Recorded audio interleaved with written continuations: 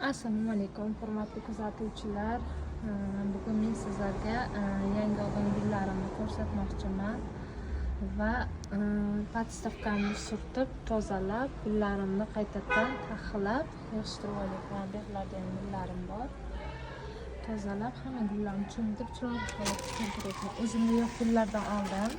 Pattaya buyutdimi shunaqa, silver. Yana bir narsa bergan.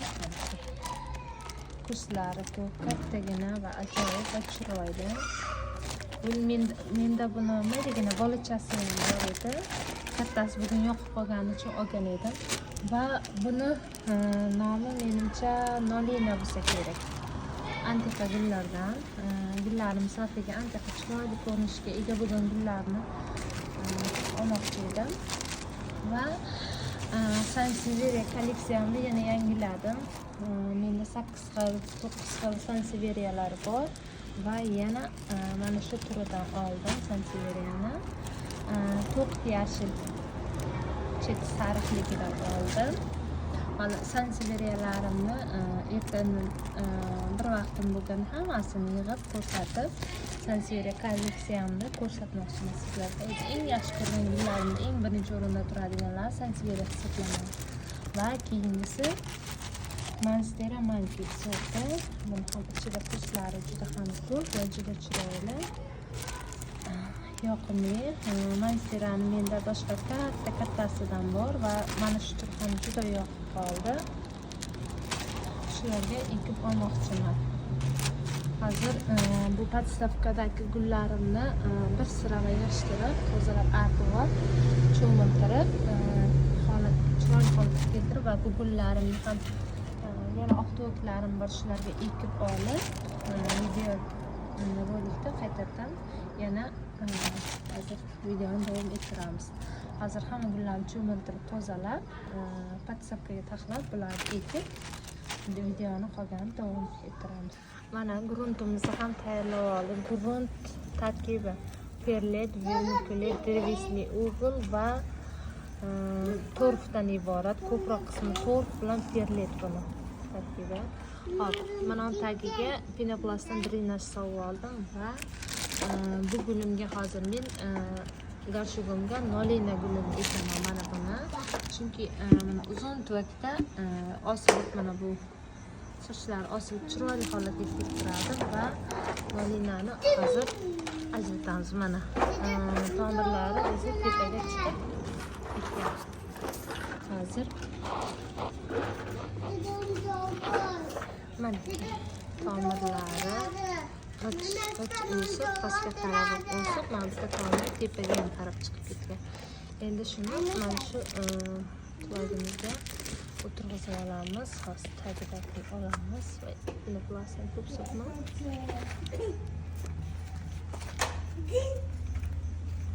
Pinoplast solganman tagiga, pinoplastlar chiqib keladi.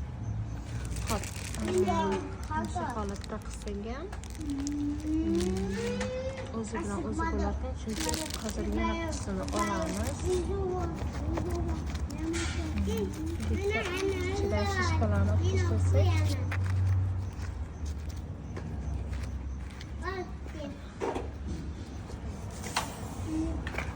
chuqurroq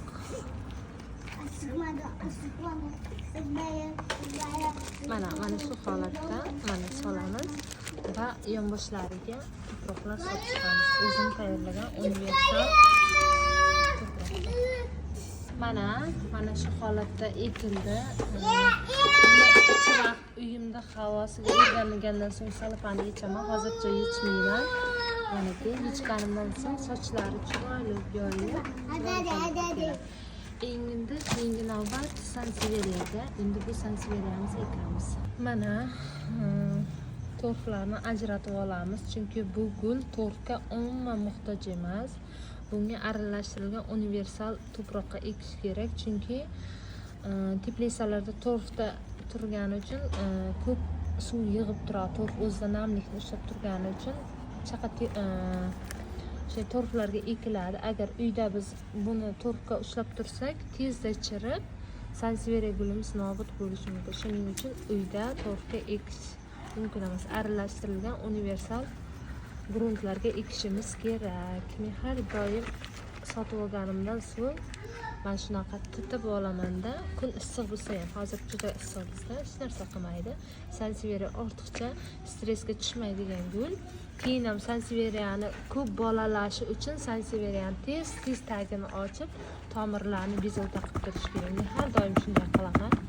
Sanseveriya gullar tez tomiri bezovta bo'lsa, tezroq dekka berish kuchiga ega va buni endi aralashtirib tashlaymizda.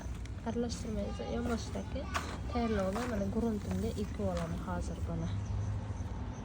Mana buni ham ekib oldim. Endi bunga suv qo'yib, tagini yaxshilab bostirganimizdan so'ng sanseveriya gulimiz chiroyli holatda turadi. Hozir o'ynab turibdi, chunki tagi to'prog'i quruq holatda.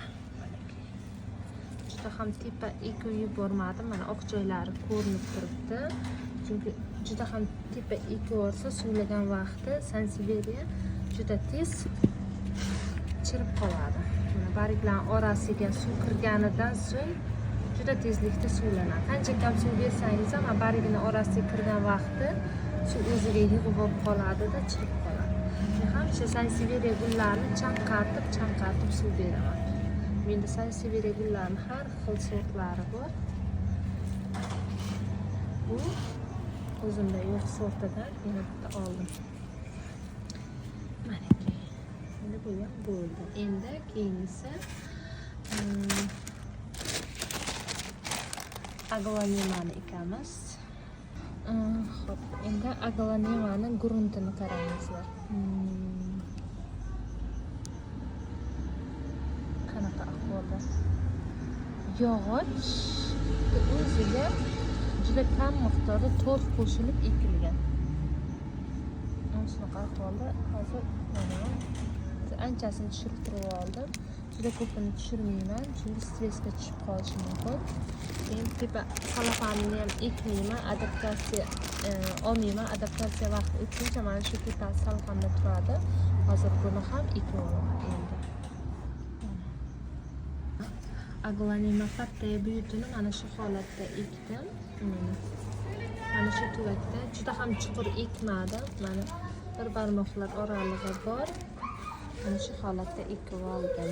Mana bu stress vaqti o'tgunicha salafanni ekmayman, chunki hozir kun issiq, stressga tushib qolish, adaptatsiya vaqtini o'tguncha mana shu salafan paketda turadi. Keyingisi aglanema manki. Endi bunisini ekamiz. Maniki mansira mankini ham ekib oldim.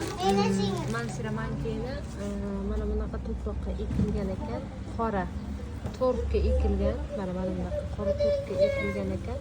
Shularni to'kib oldimda, o'zimni universal to'prog'imga aralashtirib, keyin ekdim. Mana gullarimni holati chiroyli qilib ekib oldim. Nolilarni bo'yi uzun bo'ldi. Yo'da gullarimni tozalab, joylashtirib oldim va oldiga mana bularni ham qo'yaman. Qolgan gullarim, katta gullarim hammasini naryoqda, ularni boshqa videorolikda joylashtirib qo'yaman. Bugungi gullarimga yangilik qilganim shu va bu gullarimga mehr berib, chiroyli qilib tozalab, hammasini taxlab oldim, tozalab. Endi navbat narigi katta gullarimni tozalab, yuvib joylarini tashrifga qilaman. U yog'ini ham videorolik qilaman. Bugungi olgan gullarim sizlarga yoqqan bo'lsa, videomga like bosingizlar, obuna bo'lishni unutmang. Xayr, sog' salomat bo'linglar.